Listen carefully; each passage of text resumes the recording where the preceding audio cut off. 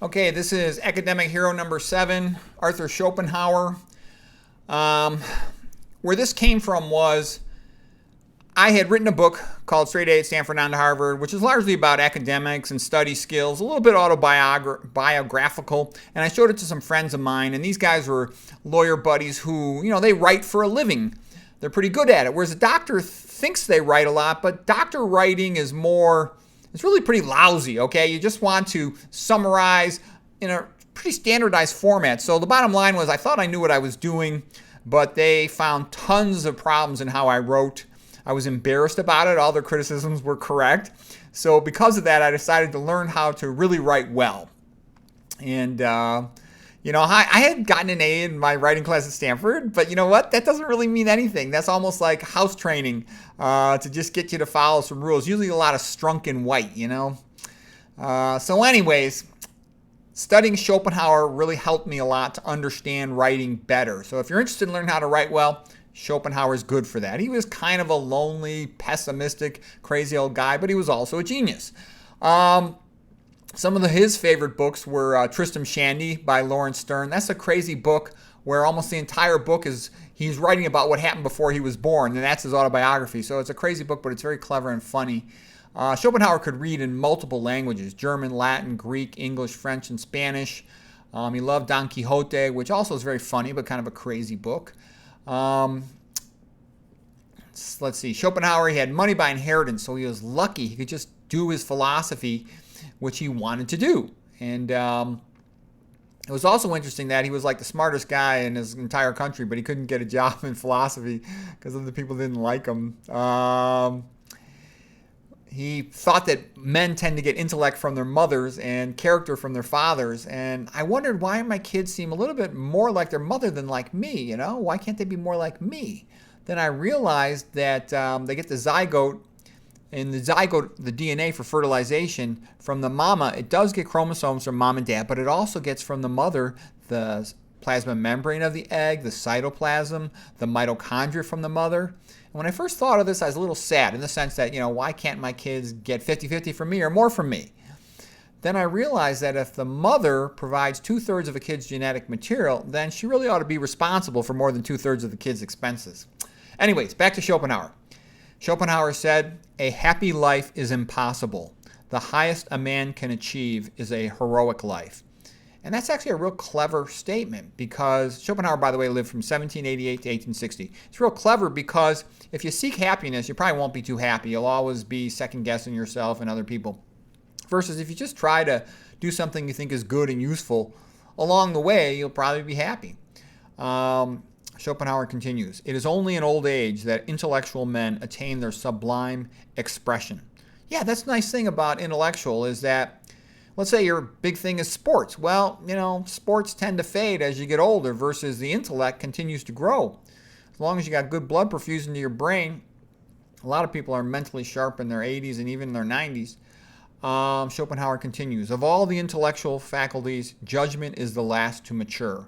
Yes, that's true. That's why older doctors are better.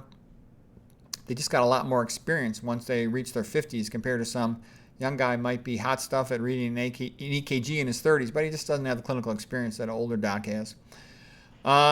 Schopenhauer continues, "A man who has not enough originality to think out a new title for a book will be much less capable of giving it new contents." That is true. I mean, basically, you could look at a book, and if the author hasn't said something clever or made you laugh by the bottom of the first page, they're probably never going to, okay? And the really good writers, I've noticed, there's something funny typically about the table of contents, and there's some surprise in the book. Whereas, I start getting a little worried when I see all this front matter just wasting your time before you get to the good stuff in the book. That's a bad sign. Okay, Schopenhauer continues, True brevity consists in saying only what is worth saying while avoiding all else that everyone can think for themselves." Yeah, that's a good writer when they let you do a lot of the thinking on your own.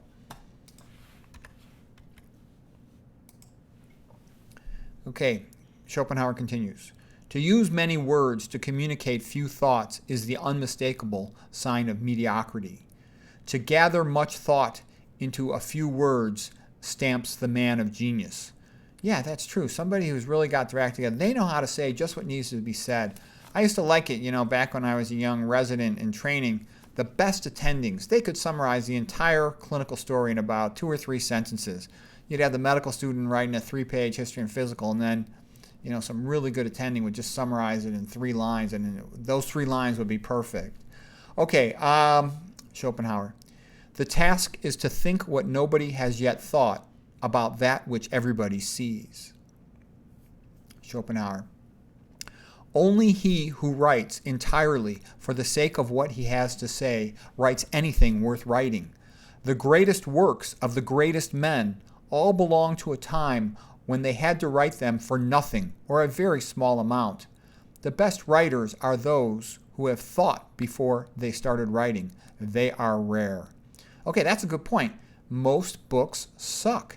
If you spend time reading a lot, you'll notice that so many books, you get all this fluff right in the beginning. When the author starts giving you fluff at the beginning, bad sign. Toss the book, because it's never going to get better. That usually means it's an advertisement for something, or they really only have 1 or 2 pages of contents and they need to fluff it out into 300 pages. Waste of time. Okay, Schopenhauer continues. He who writes for fools will always find a large audience, unquote. And that is true. You notice if somebody gets up there and says, olive oil is heart healthy, they'll have 100,000 views on a video. Or somebody, tells you not to go with olive oil, they'll have only a few hundred.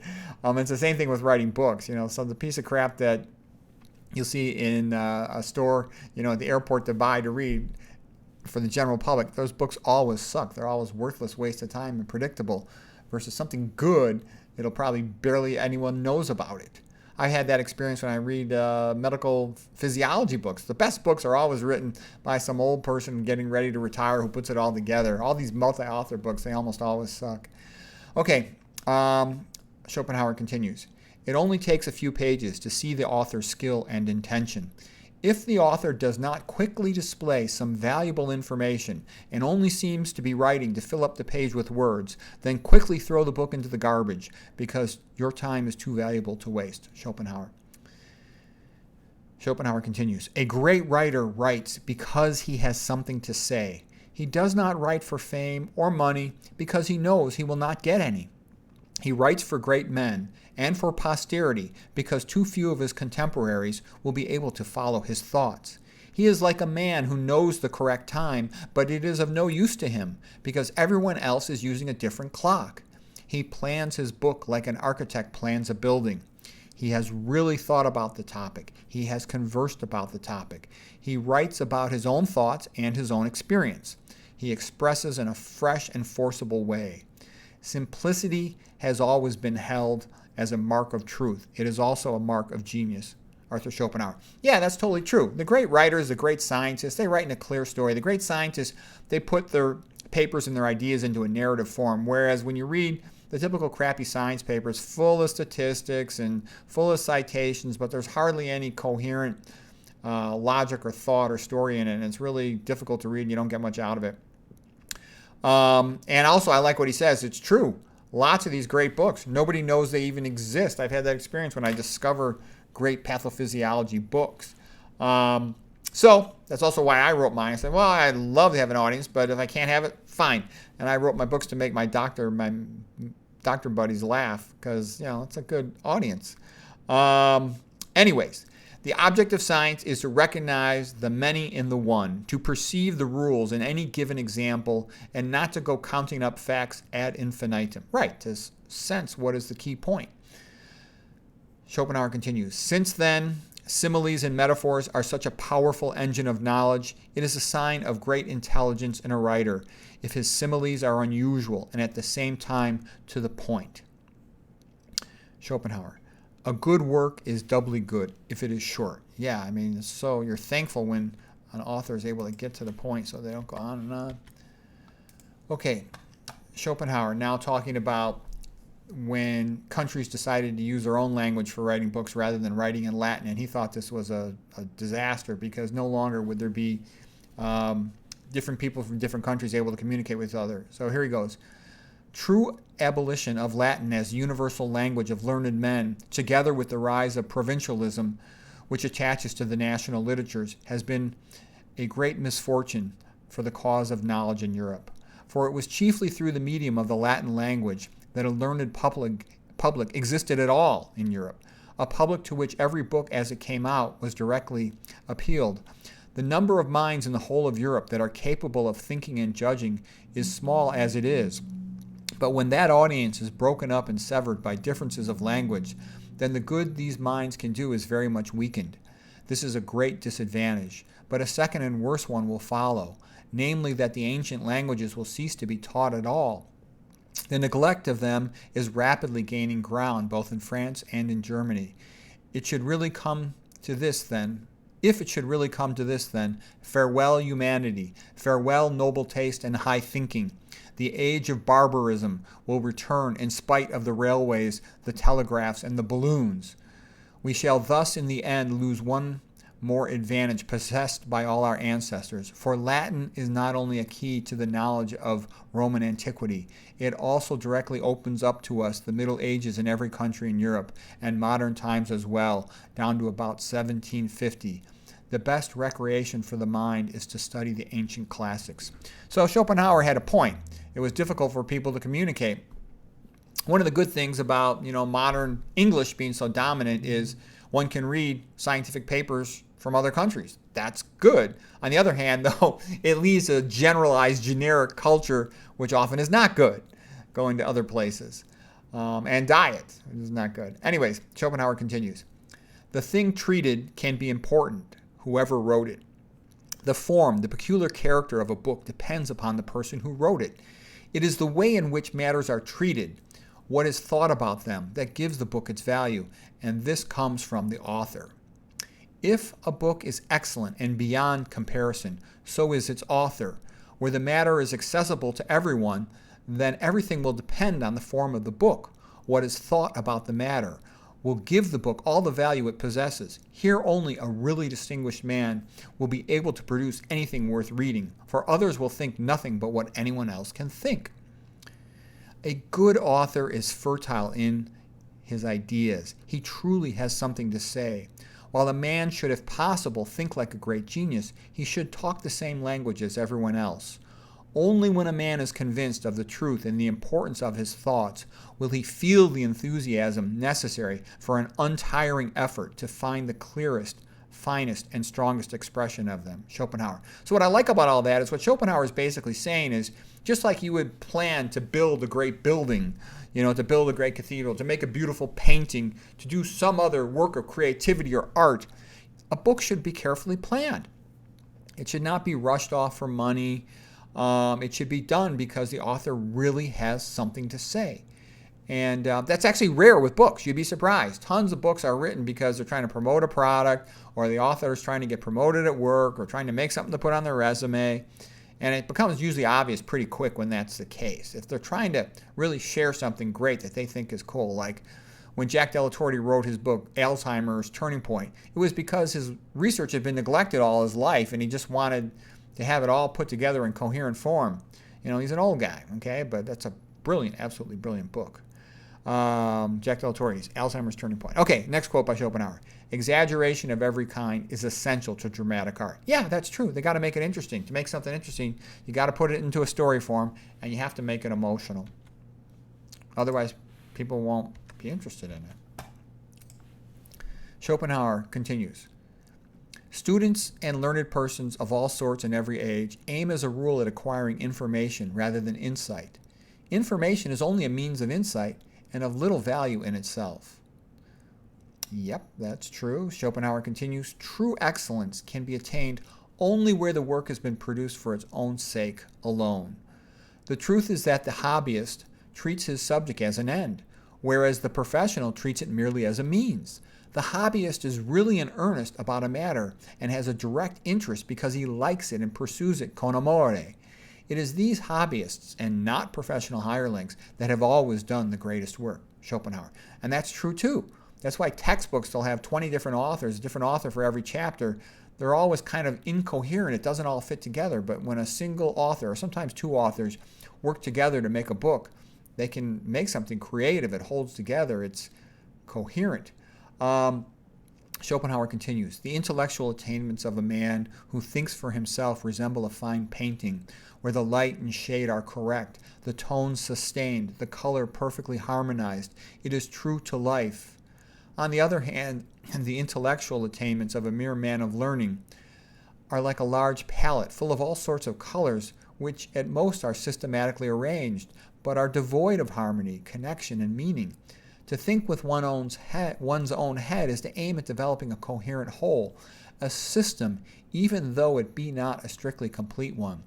The really scientific thinker, although he has need of knowledge, and so must read a great deal, his mind is strong enough to master it all, to assimilate and incorporate it with the system of his thoughts, and to make it fit with the organic unity of his insight, which, though vast, is always growing.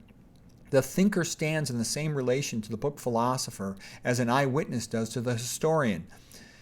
The thinker speaks from direct knowledge of his own. The thinker is like the man who has traveled to the other place and lived there for some time, rather than the book scholar who has only read travel guides about it. The man who thinks for himself can easily be distinguished from the book philosopher by the way he talks, by his marked earnestness and the originality, directness, and personal conviction that stamp all his thoughts and expressions. The book philosopher lets it be seen that everything he has is second-hand. The works of all truly capable minds are distinguished by a character of decision and definiteness, which means that they are clear. A truly capable mind always knows what it wants to express. The characteristic sign of a mind of the highest order is that it always judges at first hand. Arthur Schopenhauer. So yeah, I mean, that's great. What he's basically saying is a guy who's trying to tell you something important or useful, he's going to tell you directly, versus somebody who's just going through the motions to get a publications. They're always talking in euphemisms and running all over the place. I know this is kind of long, but it's hard to find all this material, and Schopenhauer is great, man. He really helps you figure out how do you put together something that's quality work. Okay, Schopenhauer continues. The growth of ideas rests at bottom upon simile, because ideas arise by a process of combining the similarities and neglecting the differences between things. Intelligence, in the strict sense of the word, ultimately consists in a seizing of relations between things, and a clear and pure grasp of relations is all the more often attained when the comparison is made between cases that lie wide apart from one another and between things of a different nature. As long as a relation is known to me, existing only in a single case, I have but an individual idea of it. In other words, only an intuitive knowledge of it. But as soon as I see the same relation in two different cases, I have a general idea of its whole nature, and this is a deeper and more perfect knowledge. Since then, similes and metaphors are such a powerful engine of knowledge, it is a sign of great intelligence in a writer if his similes are unusual and at the same time to the point. Aristotle also observes that by far the most important thing to a writer is to have the power of metaphor, for it is a gift which cannot be taught, and it is a mark of genius. Okay, we're almost done here. I love the Schopenhauer stuff. That's why I'm going on. You know, he was a crazy old guy, but he was brilliant about development of cognitive performance for writing. Okay, Schopenhauer continues. Genius can be defined as an exceptionally clear consciousness of things, and therefore also of their antithesis and of one's own self. If you want to earn the gratitude of your own age, you must keep in step with it. Okay, we already did that one. Okay, we're almost done here. Schopenhauer continues. What light is to the outer physical world, intellect is to the inner world of consciousness. Only where intellect exceeds the measure needed does knowledge become an end in itself. It is consequently quite abnormal if a man's intellect should desert its natural vocation, that of serving the will, and instead perceives where the will only perceives mere relations between things, in order that the intellect will occupy itself purely objectively. But it is precisely this which is the origin of art, poetry, and philosophy, which are therefore produced by an organ not originally intended for that purpose. For intellect is fundamentally a hard-working factory hand, whom his demanding master, the will, keeps busy from morn to night.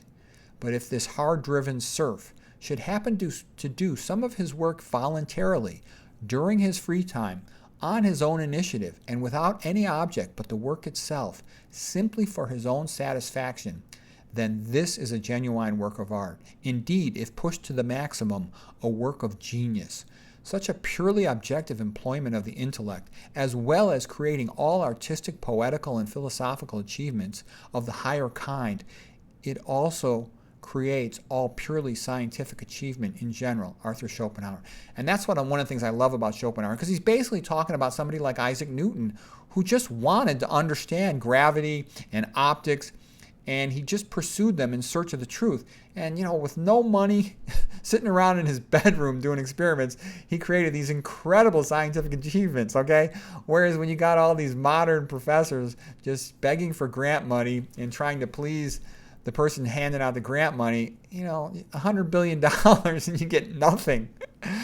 Okay, continuing with Schopenhauer. Talent works for money and fame. The motive which moves genius to productivity is, on the other hand, less easy to determine. It isn't money that a genius works for, because he seldom gets any. It isn't for fame, because fame is too uncertain. It is rather an instinct of a unique sort of virtue, whereby the genius is impelled to express what he knows in enduring works without being conscious of any additional motivation. It takes place, by and large, with the same sort of necessity as a tree brings forth fruit. I like that. So the genius has, this is Schopenhauer continuing, the genius has a gift of greater clarity of thought and knowledge that he wishes to give to the whole species. And it is this that impels the genius to labor in solitude and to complete its work. So that's Arthur Schopenhauer. He lived from 1788 to 1860. Hope that was helpful.